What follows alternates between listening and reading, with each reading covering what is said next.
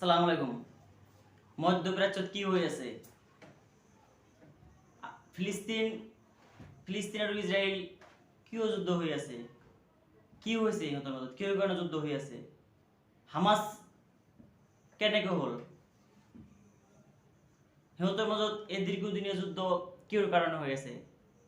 তাৰ বিষয়ে আমি কথা পাতি লওঁ। ইহুদি ইজৰাইল বিশ্বৰ একমাত্ৰ ইহুদি দেশ হ'ল ইজৰাইল। যেতিয়া জাৰ্মানীত বিশ্বৰ প্ৰথম যুদ্ধ হৈছিলে তেতিয়া হিটলাৰে গোটেই যিবিলাক ইহুদি আছিলে ইহুদিবিলাক মাৰি পেলাইছিলে আৰু কিছুমান ইহুদি পৃথিৱীত ঘূৰি ফুৰিছিলে, কত সিহঁতৰ থাকিবলৈ ঠাই নাছিলে আৰু সেইটো সময়ত ফিলিস্তিনসকলে কিছুমান ইহুদি তাতে থাকিবলৈ মধ্যপ্ৰাচ্যত ঠাই দিছিলে ফিলিস্তিনত। আৰু পৰৱৰ্তী সময়ত সিহঁতে কি কৰিলে, তেতিয়া হিটলাৰে কৈ গৈছিলে যে মই পৃথিৱীৰ পৰা ইহুদিবিলাক মাৰি পেলালো, কিন্তু কিছুমান ইহুদিক মই মাৰিব নোৱাৰিলো, ইহঁতে বিশ্বৰ আগত সিহঁতৰ পৰিচয়টো দাঙি দিব। তাৰপিছত সিহঁতে কি হ'ল, মধ্যপ্ৰাচ্যত যেতিয়া ইহঁতে ফিলিস্তিনসকলে ঠাই দিলে থাকিবলৈ, তেতিয়া সিহঁতে পৃথিৱীৰ যিমানখিনি ইহুদি আছিলে গোটেইখিনি মিলি কেনে তাতে থাকিবলৈ ল'লে। আৰু লোৱাৰ কিছুদিন পিছতে সিহঁতে তাৰ বেলেগ এটা পৃথককৈ ইহুদি ৰাষ্ট্ৰীয় এটা দেশ এখন বিচাৰিলে। আৰবৰ লগত সিহঁতৰ 1948 যুদ্ধ হয় আৰু যুদ্ধৰ ফলত আৰব পৰাস্ত হয়। তেতিয়া ইজৰাইল নামৰ দেশ এখন গঠিত হয় আৰু ফিলিস্তিন তেতিয়া পৰাধীন হৈ যায়। আৰু এনেকৈ সময়ে সিহঁতৰ যুদ্ধটো চলিয়েই থাকে। আজি ফিলিস্তিনসকলে কিয় যুদ্ধ কৰিব লগা হৈ গৈছে? তাতে মুছলিমসকলৰ এটা পবিত্ৰ ঠাই আছে, আল আকছা মছজিদ। মক্কা মদিনাৰ পিছত ইছলাম ধৰ্মৰ মতে বিশ্বৰ ৩য় নম্বৰ মছজিদ, পবিত্ৰ স্থানটো হ'ল আল আকছা মছজিদ। আৰু সেইটো মছজিদত ইছলাম ধৰ্মৰ বাহিৰৰ মানুহে তাতে সোমাব নোৱাৰে। কিন্তু সেইটো ইহুদিসকলে যেতিয়া তাৰ মাজত সিহঁতে যুদ্ধ হয়, খন্তেক পিছে যুদ্ধ হোৱাৰ পিছত জৰ্ডানক কিছুমান এনেকৈ তাৰ মাজত এটা চুক্তি হৈ গ'ল। চুক্তি হোৱাৰ পিছত যে এই জৰ্ডানৰ মানুহবিলাক মুছলিম মানুহে তাতে নামাজ পঢ়িব আৰু ইহুদিসকলে বাহিৰত যিখিনি আছে ইজৰাইলে তাতে ৰক্ষণাবেক্ষণ দিব। এনেকৈ কেতিয়াবা জৰ্ডানৰ মুছলিমসকলে তাতে নামাজ পঢ়িবলৈ যায়, সেইফালে বাহিৰৰ পৰা ইজৰাইলসকলে ইহুদিবিলাক মছজিদত সোমাই যায় আৰু এনেকৈ সময়ে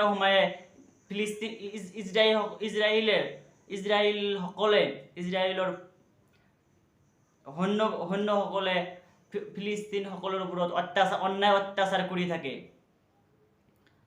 ইজৰাইল বহুত শক্তিশালী হয়, আৰু এই স্বাধীন ফিলিস্তিন দেশ বিচাৰি হামাস নামৰ সংগঠন এটাৰ জন্ম হয়।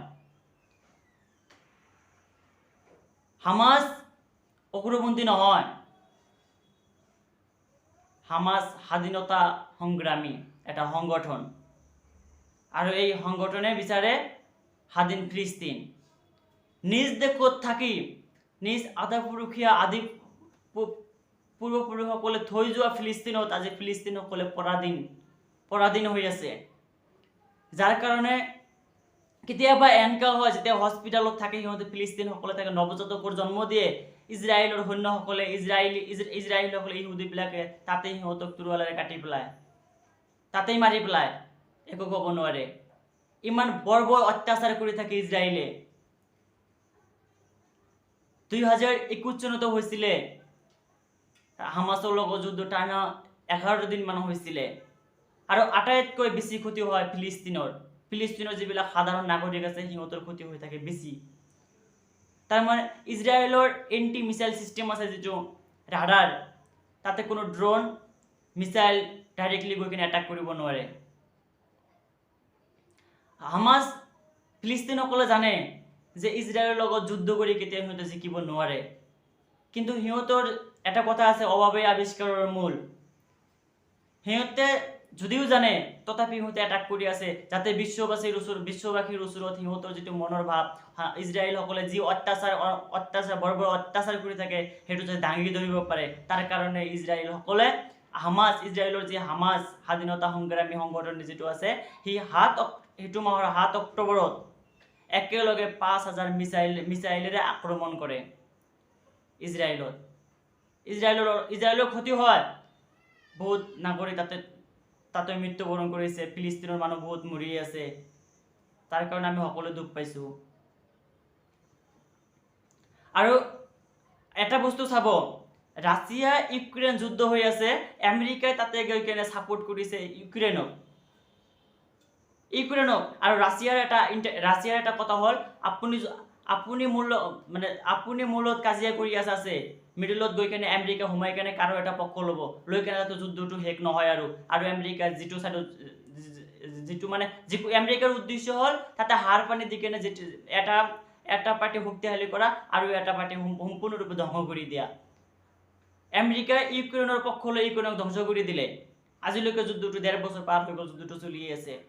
আৰু এইটো পাৰ্টত আমেৰিকাই বিচৰা নাই যে যুদ্ধটো শেষ হওক, সিহঁতক শান্তি এটা হওক। তাতে আমেৰিকাই কি কৰিছে, যিমান হাতিয়াৰ, যিমান অস্ত্ৰ লাগে, যিমান সৈন্য বাহিনী লাগে, যিমান টকা যি লাগে, এভৰিথিং ফেচিলিটি আমেৰিকাৰ পৰা ইজৰাইলক দিব। একেখন যুদ্ধ, একেখন। সেইফালে কৈ আছে ফিলিস্তিনহঁতৰ ইউক্ৰেইনহঁতৰ পাশত থিয় দিছে আমেৰিকাই, আৰু এইফালে ফিলিস্তিনৰ ওচৰত থিয় নিদি ইজৰাইলত থিয় দিছে। তাৰ মানে মেইন কথাটো কি হ'ল, আমেৰিকাৰ এনে ভূমিকা কিয় মই কৈ আছো, আমেৰিকাৰ এইটো ভূমি হ'ল মধ্যপ্ৰাচ্যত আমেৰিকাৰ দবদবনি থাকিব লাগে। যেতিয়ালৈকে ইজৰাইল মধ্যপ্ৰাচ্যত থাকিব, তেতিয়ালৈকে আমেৰিকাৰ দবদবনি মধ্যপ্ৰাচ্যত থাকিব। আৰু এনেকৈ ইজৰাইলে কিছুদিন কেইবছৰমান পিছে যি আগ্ৰাসী ৰূপ লয়, নিৰহ মুছলিম মানুহবিলাক মাৰি সেইফালে জৰ্ডানৰ কিছু অংশ, মিছৰৰ কিছু অংশ, চিৰিয়াৰ কিছু অংশ লৈ কেনে সিহঁতে আধিপত্য বিস্তাৰ কৰি আছে। এই হ'ল মূল কাৰণ, সিহঁতৰ আধিপত্য বিস্তাৰ কৰিব লাগে। আৰু ফিলিস্তিনসকলে নিজৰ দেশত থাকি আজি সি পৰাধীন। ফিলিস্তিনসকলে এই হামাছ সংগঠন যেতিয়া এইটো এই কথাটো ৰাছিয়াৰ ফালৰ পৰা কৈ আছে, ৰাছিয়া উত্তৰ কোৰিয়াৰ ফালৰ পৰা কৈ আছে, কিন্তু ডাইৰেক্টলি কোনো এটা পক্ষ লোৱা নাই। কিন্তু সিহঁতে কৈছে যে আমেৰিকাৰ যি ভূমিকা, এই আমেৰিকাৰ এইটো একফালে ভূমিকা লোৱাৰ কাৰণে যুদ্ধটো আৰু ভয়াৱহৰ দিকে আগবাঢ়ি যাব, সেইটো সঁচাই। যেতিয়া হামাছৰ লগত থিয় দিব তালিবান, হিজবুল্লাহ, ISIS, আল কায়দা আৰু মুছলিম দেশবিলাক, যিবিলাক সিহঁতে ছাপোৰ্ট কৰিব, তেতিয়া গোটেই মধ্যপ্ৰাচ্য গোটেই ৱৰ্ল্ডত বিয়পি পৰিব। অলৰেডি চীন ছাপোৰ্ট কৰিছে ফিলিস্তিনক, তুৰ্কী, ইৰাণ, আৰৱ, চৌদি আৰৱ, কুৱেইট, কাটাৰ, ওমেন, সেইবিলাক ছাপোৰ্ট কৰিছে ফিলিস্তিনক। আৰু এটা কথা হ'ল, আমাৰ সন্মানীয় অটল বিহাৰী বাজপেয়ী যেতিয়া আছিলে, অটল বিহাৰী বাজপেয়ী ডাঙৰীয়াৰ মই এটা ভিডিঅ' ক্লিপ চালোঁ। সি কৈছিলে, এটা মিটিঙত কৈছিলে, এটা সভাত কৈছিলে যে ফিলিস্তিনসকলৰ অধিকাৰ আছে স্বাধীনতা লোৱাৰ কাৰণে। আমাৰ ভাৰতবৰ্ষত ইংৰাজসকলে স্বাধীন কৰিছিলে, আমাৰ পূৰ্বপুৰুষসকলে ওলাই গৈছিলে, ওলাই কিনে স্বাধীন ভাৰত আজি আমাক দি থৈ গৈছে। সেইকাৰণে ফিলিস্তিনবাসীৰো এইটো এটাই যে সিহঁতৰ স্বাধীন হ'ব লাগে, নিজৰ দেশত সিহঁতৰ পৰাধীন হৈ আছে। আমেৰিকাৰ মতে সেইটো সিহঁতৰ মাত মাতিব নোৱাৰে। যিটো অৱস্থানত আমেৰিকা মাত মাতিব লাগে ফিলিস্তিনৰ হৈ, দুটা পক্ষক একত্ৰিত কৰি শান্তিৰ বাৰ্তা বিয়পিব লাগে, সেইটো সময়ত সেইটো কৰা নাই। আৰু এটা কথা হ'ল, আমাৰ ভাৰতবৰ্ষ বহুত শক্তিশালী হয়। আমাৰ ভাৰতবৰ্ষ আনকি এইটো এটা লজ্জাজনক কথা, এইটো সময়ত যি 40 কৰোৰ মুছলিম মানুহৰ আবাদী ভাৰতবৰ্ষ, এইটো এটা লজ্জাজনক কথা যে আমাৰ সন্মানীয় প্ৰধানমন্ত্ৰী ডাঙৰীয়ে গৈ কেনে ইজৰাইলক সমৰ্থন দিছে। যিটো সময়ত আমাৰ সন্মানীয় প্ৰধানমন্ত্ৰী ডাঙৰীয়াই নিজৰ দেশত হৈ থকা মণিপুৰৰ যি অৱস্থা নিয়ন্ত্ৰণ কৰিব পৰা নাই, আৰু সেইটো সময়ত ইজৰাইলক সমৰ্থন দিছে, আৰু যি লাগে দিব।